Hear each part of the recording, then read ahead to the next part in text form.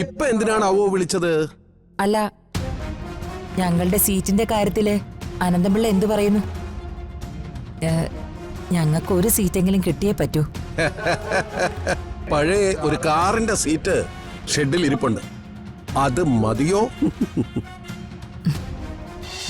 കാര്യങ്ങളെല്ലാം ഞാൻ അദ്ദേഹത്തോട് പറഞ്ഞിട്ടുണ്ട്. ഇതെന്റെ ഹസ്ബൻഡ് രാജു. ഞങ്ങൾക്ക് ചില സത്യങ്ങള് മാഡത്തെ ബോധ്യപ്പെടുത്താനുണ്ടായിരുന്നു. സത്യങ്ങളെല്ലാം എനിക്ക് ബോധ്യപ്പെട്ട് കഴിഞ്ഞു. പരാതിക്കാരിയിൽ നിന്ന് മാത്രമല്ല, മറ്റ് പലരിൽ നിന്നും. ശത്രുക്കള് പറയുന്നത് കേട്ട് മാഡം അത് വിശ്വസിക്കരുത്. അപ്പൊ നിങ്ങൾക്ക് ഈ നാട്ടിലെ മുഴുവൻ ശത്രുക്കളാണ് അല്ലേ? എല്ലാരും അല്ല, പ്രബലന്മാരായ ചിലരുണ്ടാവുമല്ലോ. ശരിയാ, അഴിമതിക്കാരനായൊരു മന്ത്രിയായിരുന്നല്ലോ നിങ്ങളുടെ അച്ഛൻ. മാഡത്തിന്റെ പേരിനോടൊപ്പം ചേർത്തിരിക്കുന്ന ആ 3 അക്ഷരങ്ങളെ ഞാൻ ബഹുമാനിക്കുന്നു. Indian administrative service. അതുകൊണ്ട് ഇതിന് ഞാൻ മറുപടി ഒന്നും പറയുന്നില്ല. കണ്ടവരുടെ വീടും പറമ്പും ബലമായി തട്ടിയെടുത്തിട്ട് നിന്ന് ന്യായം പറയുന്നു. മാഡം, ഞങ്ങൾ ആരുടെ വീടും പറമ്പൊന്നും തട്ടിയെടുത്തിട്ടില്ല. അതെല്ലാം എനിക്ക് ബോധ്യപ്പെട്ട് കഴിഞ്ഞു. എത്രയും പെട്ടെന്ന് ആ പ്രോപ്പർട്ടി അതിന്റെ ഉടമസ്ഥന് വിട്ടുകൊടുക്കണം. അതിന്റെ ഉടമസ്ഥര് ഞങ്ങളാണ്. മാഡത്തിന് അതൊന്നും മനസ്സിലായിട്ടില്ല. സത്യം എന്താണെന്ന് മാഡത്തിന് മുൻപിൽ ഞാൻ തെളിയിക്കാം. നീതി കിട്ടാൻ വേണ്ടി ഏതറ്റം വരെ ഞങ്ങൾ പോവും. നീതി ന്യായവും നാട്ടുകാർക്ക് ബോധ്യപ്പെടുത്തി കൊടുത്ത ഒരച്ഛന്റെ മകളാണല്ലോ നിങ്ങള്. പ്രതാപവർമ്മയുടെ കുപ്പായത്തിൽ ഇപ്പോ SSLC എക്സാം ക്വസ്റ്റ്യൻ പേപ്പറിന്റെ മഷിയാ പുരണ്ടിരിക്കുന്ന. എന്റെ അച്ഛൻ ആരാണെന്ന് മാഡം തിരിച്ചറിയും. ആ കുപ്പായത്തിന്റെ പോക്കറ്റില് മാഡത്തെ കൊണ്ട് ഞാനൊരു റോസാപ്പൂ ചൂടിപ്പിച്ചിട്ടേ വിടൂ. ഓർമ്മിച്ചോ വരജു?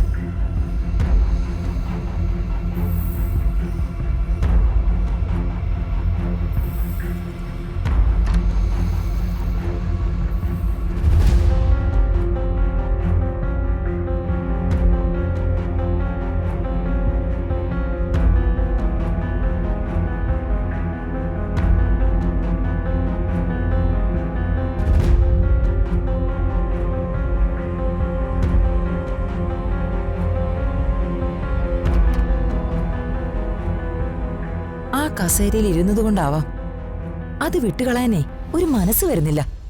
ഓ, വല്ലാത്തൊരു മോഹം. മന്ത്രി കസേര അങ്ങനെയാ. അതിലൊരിക്കൽ ഇരുന്നാലേ പിന്നെ അവിടെ വിട്ടു പോരാൻ തോന്നില്ല. അള്ളി പിടിച്ചിരിക്കും, ഒരുമാതിരി അഡിക്ഷൻ പോലെ. എടാ, 10 ചുക്കാനുണ്ടാക്കാനേ ഇതിലും നല്ല മാർഗം വേറെയില്ല. ഏതവന്റെ കാല് പിടിച്ചിട്ടായാലും ശരി, നമുക്ക് ഈ ഇലക്ഷനിൽ ഒരു സീറ്റിലെങ്കിലും മത്സരിക്കണം. മത്സരിച്ചാൽ മാത്രം പോരല്ലോ, ജയിക്കണ്ടേ? ജയിച്ചാലും മന്ത്രി ആവണ്ടേ? ജയിക്കുന്ന മുന്നണി ആ അനന്തപിള്ളയുടെ മുന്നണി തന്നെയാ.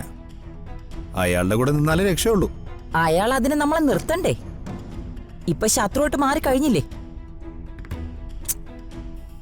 അയാളെ അങ്ങ് ശത്രുപക്ഷത്തേക്ക് മാറ്റി നിർത്തുന്നതൊന്നും ശരിയല്ല. നമ്മുടെ പെടലി ഇപ്പൊ അവന്റെ കക്ഷത്താ. അവനെല്ലാം വിളിച്ച് പറഞ്ഞാലോടാ. വിളിച്ചു പറഞ്ഞാലേ പ്രേരണാ കുറ്റം നമ്മൾ അയാളുടെ തലമണ്ടയ്ക്ക് വെക്കും. കുറ്റം ചെയ്തവനേക്കാൾ ശിക്ഷ കൂടുതലാ അത് ചെയ്യാൻ പ്രേരിപ്പിച്ചവന്. എടാ, എന്നാലും നമ്മൾ പ്രതികളാവില്ലേ? പിന്നെ പ്രതാപന്റെ സ്വത്തുക്കളൊക്കെ അടിച്ചു മാറ്റാൻ പറ്റുമോ? എടാ, ഒന്നുകൂടെ ആ അനന്തപിള്ളയെ വിളിച്ചു നോക്കിയാലോ? എന്തിന്? ഒരു സീറ്റെങ്കിലും നമുക്ക് തരുമോന്ന് ചോദിക്കാം. അമ്മയ്ക്ക് നാണയില്ലേ അമ്മേ? ആ കച്ചറ വല്ല ചീത്തയും പറയും.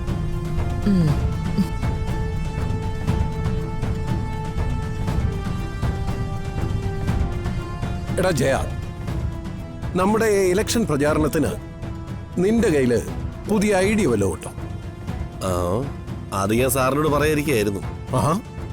ഈ എതിരാളികളായ സ്ഥാനാർത്ഥികളെ നാട്ടിക്കാൻ വേണ്ടി മിമിക്രി, മോണോ ആക്ട്, സ്കിറ്റ് ഇതൊക്കെ നമുക്ക് സെറ്റ് ചെയ്താലോ? വേണം, അതെല്ലാം വേണം.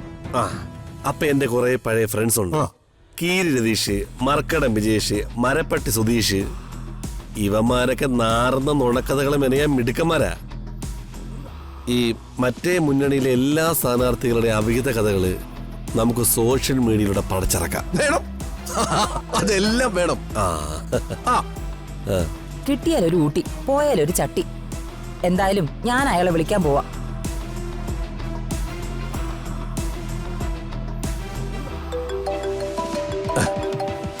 ദാ, അവള് വിളിക്കുന്നുണ്ടല്ലോ. ആര്? ഹ, നിന്റെ പഴയ മാഡം അംബിക വർമ്മ. ഛെ, അവളാ? അവളോട് പോയി തരത്തി കൊത്താൻ പറ. യൂസ്ലെസ്. എടാ, എന്തായാലും എടുത്തേക്കാം. എടുത്തോ, പക്ഷെ കണ്ണു പൊട്ടുന്ന ചീത്ത വിളിക്കണം. ഹലോ, ഞാൻ ആനന്ദപിള്ളേ, അംബിക. ഹ, അംബികയോ? വെല്ലുവിളിച്ചു പോയവരൊക്കെ പിന്നെ എന്തിനാ വിളിക്കുന്നേ?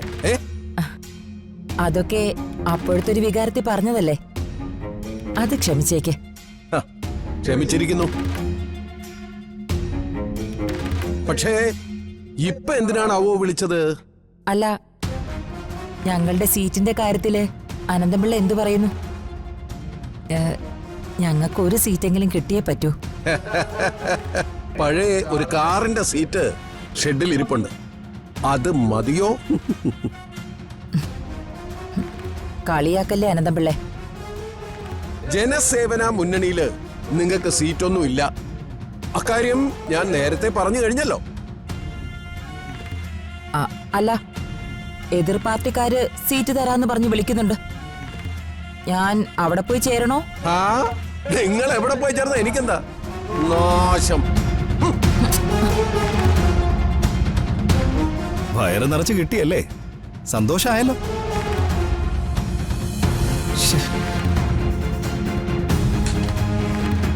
അവള് ഫോൺ വെച്ചു സാറേ. ഓ, വച്ചു. നമുക്ക് അവളെ കുറിച്ച് കുറച്ച് കഥകൾ ഉണ്ടാക്കിയാലോ? കഥ ഉണ്ടാക്കാനല്ല നിനക്കിവിടെ ഞാൻ ജോലി ചെയ്യുന്നത്. മര്യാദയ്ക്ക് ജോലി ഓ, ചെയ്യണം. എന്താ പറഞ്ഞ?